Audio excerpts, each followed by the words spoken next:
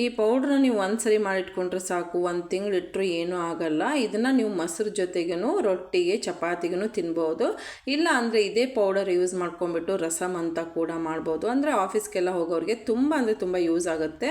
ನೋಡಿ, ಒಂದು ಗ್ಲಾಸಿನ ಡಬ್ಬಲ್ಲಿ ಹಾಕ್ಬಿಟ್ಟು ನಾನು ಈ ಥರ ಮಾಡಿ ಇಟ್ಬಿಡ್ತೀನಿ. ಒಂದು ತಿಂಗಳು ಏನೂ ಕೆಡಲ್ಲ.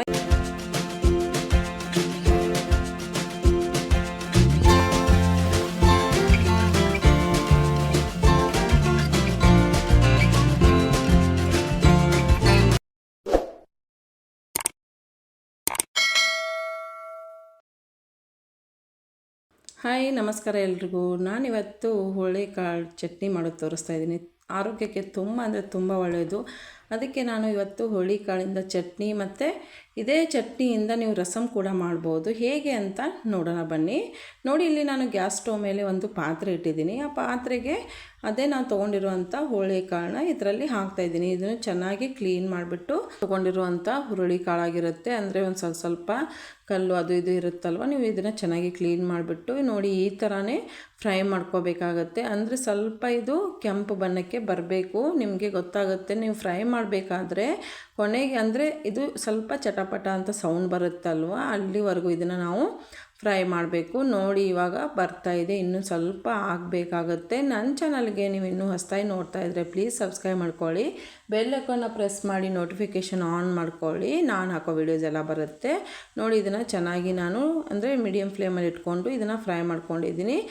ಇದಾದಮೇಲೆ ಇವಾಗ ಇದನ್ನು ನಾನು ಒಂದು ಪ್ಲೇಟಲ್ಲಿ ಇವಾಗ ತೆಗೆದುಬಿಟ್ಟು ಇಟ್ಕೊತೀನಿ. ಅಂದರೆ ಇದು ಸ್ವಲ್ಪ ಆರಬೇಕು.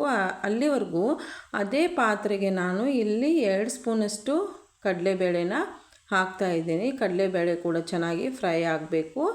ಇಲ್ಲಿ ಒಂದು ದೊಡ್ಡ ಬೆಳ್ಳುಳ್ಳಿನ ನಾನು ಇದನ್ನು ಚೆನ್ನಾಗಿ ಸಿಪ್ಪೆ ತೆಗೆದಿಟ್ಕೊಂಡಿದ್ದೆ, ಅದನ್ನು ಕೂಡ ಇದಕ್ಕೆ ಹಾಕ್ಬಿಟ್ಟು ಇದನ್ನು ಫ್ರೈ ಮಾಡ್ತಾಯಿದ್ದೀನಿ. ನೋಡಿ, ಈ ಥರ ಫ್ರೈ ಆಗಬೇಕು. ಅಂದರೆ ಈ ಬೆಳ್ಳುಳ್ಳಿ ಮತ್ತು ಕಡಲೆಬೇಳೆ ಸ್ವಲ್ಪ ಗೋಲ್ಡನ್ ಕಲರ್ ಥರ ಆಗಬೇಕು. ಬೆಳ್ಳುಳ್ಳಿ ಸ್ವಲ್ಪ ಆದರೆ ಸಾಕು. ನೋಡಿ, ಇವಾಗ ಇದು ಆಗಿದೆ. ನಾನು ಇದನ್ನು ಒಂದು ಪ್ಲೇಟಲ್ಲಿ ತೆಗಿತಾ ಇದ್ದೀನಿ. ಅದೇ ಪಾತ್ರೆಗೆ ಮತ್ತೆ ನಾನು ಇದಕ್ಕೆ ಸ್ವಲ್ಪ ಇವಾಗ ಕರಿಬೇವನ್ನ ಹಾಕ್ಕೊತೀನಿ.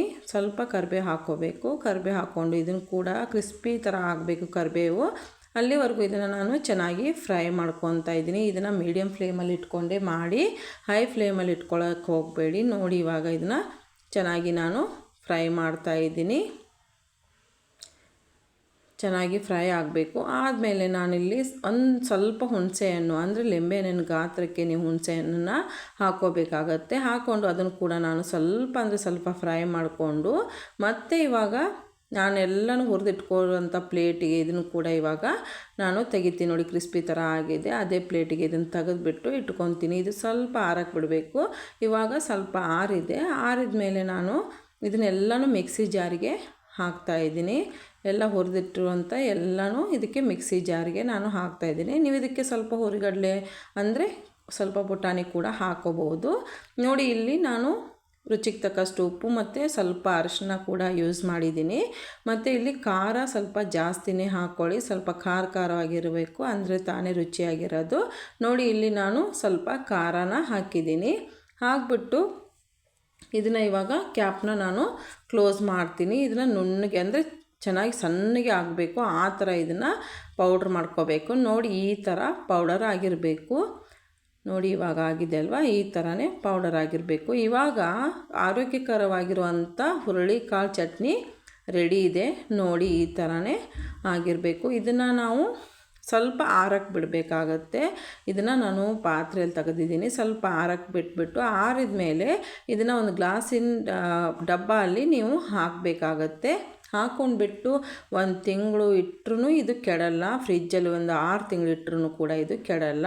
ನೋಡಿ, ಇವಾಗ ಆರೋಗ್ಯಕರವಾಗಿರುವಂಥ ಹುರುಳಿಕಾಳು ಚಟ್ನಿ ರೆಡಿ ಇದೆ. ನಾನೊಂದು ಡಬ್ಬಲ್ಲಿ ಹಾಕಿಟ್ಟಿದ್ದೀನಿ. ಇವಾಗ ಅದನ್ನೇ ನಾನು ತೋರಿಸ್ತೀನಿ. ನೋಡಿ, ಒಂದು ಸೈಡು ಚಟ್ನಿ ಆಯಿತು. ಈಗ ರಸಮ್ ಮಾಡೋದು ಹೇಗೆ ಅಂತ ತೋರಿಸ್ತೀನಿ. ಒಂದು ಪಾತ್ರೆ ತೊಗೊಂಡಿದ್ದೆ, ಅದಕ್ಕೆ ಎಣ್ಣೆ ಹಾಕ್ಕೊಂಡಿದ್ದೀನಿ. ಎಣ್ಣೆ ಬಿಸಿ ಆದಮೇಲೆ ಸಾಸಿವೆ ಕೂಡ ಹಾಕಿದ್ದೀನಿ. ಸಾಸಿವೆ ಚಟಪಟ ಅನ್ನಬೇಕು. ಸಾಸಿವೆ ಚಟಪಟ ಅನ್ನೋವರೆಗೂ ವೇಟ್ ಮಾಡಿಬಿಟ್ಟು ಆಮೇಲೆ ಇಲ್ಲಿ ನಾನು 1 ಸ್ಪೂನಷ್ಟು ಜೀರಿಗೆನ ಹಾಕ್ತಾಯಿದ್ದೀನಿ. ಜೀರಿಗೆನೂ ಹಾಕ್ಕೊಂಡ್ಬಿಟ್ಟು ಇಲ್ಲಿ ಕರಿಬೇವಿನ ಸೊಪ್ಪು ಕೂಡ ಹಾಕಬೇಕಾಗತ್ತೆ. ಮತ್ತು ಇಲ್ಲಿ 2 ಮೆಣಸಿನ್ಕಾಯಿ ತೊಗೊಂಡಿದ್ದೆ ರೆಡ್ ಚಿಲ್ಲಿ, ಅದನ್ನು ಕೂಡ ನಾನು ಇದಕ್ಕೆ ಹಾಕಿದ್ದೀನಿ. ಹಾಕಿಬಿಟ್ಟು ಇದಕ್ಕೆ ನಾನಿವಾಗ ನೀರನ್ನ ಹಾಕ್ತೀನಿ.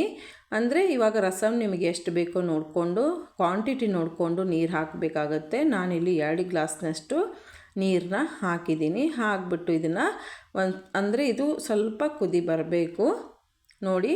ಸ್ವಲ್ಪ ಕುದಿ ಬಂದಮೇಲೆ ನಾನಿಲ್ಲಿ ಸ್ವಲ್ಪ ಬೆಲ್ಲ ಕೂಡ ಹಾಕಿದ್ದೀನಿ. ಬೆಲ್ಲ ಹಾಕೋದ್ರಿಂದ ತುಂಬ ಟೇಸ್ಟ್ ಚೆನ್ನಾಗಿ ಕೊಡುತ್ತೆ. ಮತ್ತು ರುಚಿಗೆ ತಕ್ಕಷ್ಟು ಮತ್ತೆ ಸ್ವಲ್ಪ ಉಪ್ಪು ಹಾಕಿದ್ದೀನಿ. ಅಂದರೆ ಚಟ್ನಿಗಿರುತ್ತೆ, ಉಪ್ಪನ್ನು ಹಾಕ್ಕೊಳ್ಳಿ, ಜಾಸ್ತಿನ ಹಾಕೊಳ್ಳೋಕೆ ಹೋಗಬೇಡಿ ನೋಡಿ. ಇವಾಗ ಉಪ್ಪನ್ನು ಹಾಕಿದ್ದೀನಿ. ಇದು ಚೆನ್ನಾಗಿ ಬಾಯ್ಲ್ ಆಗಬೇಕು, ಅಂದರೆ ಬೆಲ್ಲ ಎಲ್ಲ ಕರಗಬೇಕಲ್ವ, ಅದಕ್ಕೋಸ್ಕರ ಚೆನ್ನಾಗಿ ಬಾಯ್ಲ್ ಆಗಬೇಕು. ಚೆನ್ನಾಗಿ ಬಾಯ್ಲ್ ಆಗೋ ಟೈಮಲ್ಲಿ ನಾನಿಲ್ಲಿ ಒಂದು ಸ್ವಲ್ಪ ಹುಣಸೆ ರಸ ಕೂಡ ಇದಕ್ಕೆ ನಾನು ಹಾಕಿದ್ದೀನಿ. ಇದು ಕೂಡ ಚೆನ್ನಾಗಿ ಕುದಿಬೇಕು.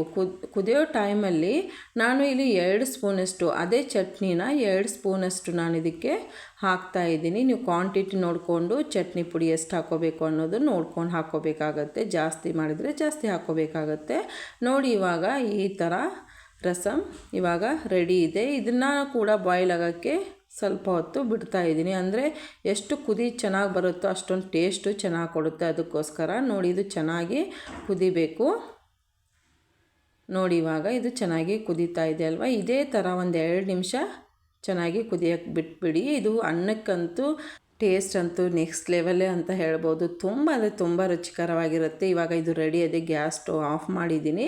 ನಾನು ಇವಾಗ ಇದನ್ನು ಒಂದು ರೈಸ್ಗೆ ನೋಡಿ, ಫಸ್ಟು ರೈಸ್ಗೆ ಈ ಚಟ್ನಿ ಪುಡಿನ ಹಾಕ್ಕೊಂಡು ಸ್ವಲ್ಪ ತುಪ್ಪನೋ ಅಥವಾ ಎಣ್ಣೆನ ಹಾಕ್ಕೊಂಡ್ಬಿಟ್ಟು ಇದನ್ನು ಕಲಸಿ ತಿಂತಾಯಿದ್ರಂತೂ ಇದ್ರ ಟೇಸ್ಟೇ ಬೇರೆ. ತುಂಬ ಅಂದರೆ ತುಂಬ ಟೇಸ್ಟಿಯಾಗಿರುತ್ತೆ ನೋಡಿ. ಈ ಥರ ಮಾಡಿಕೊಂಡು ನಾವು ಊಟ ಮಾಡಿದ್ರಂತೂ ಸಖತ್ತಾಗಿರುತ್ತೆ. ಅದೇ ಥರನೇ ನಾನು ಇನ್ನೊಂದು ತೋರಿಸ್ತೀನಿ ನೋಡಿ.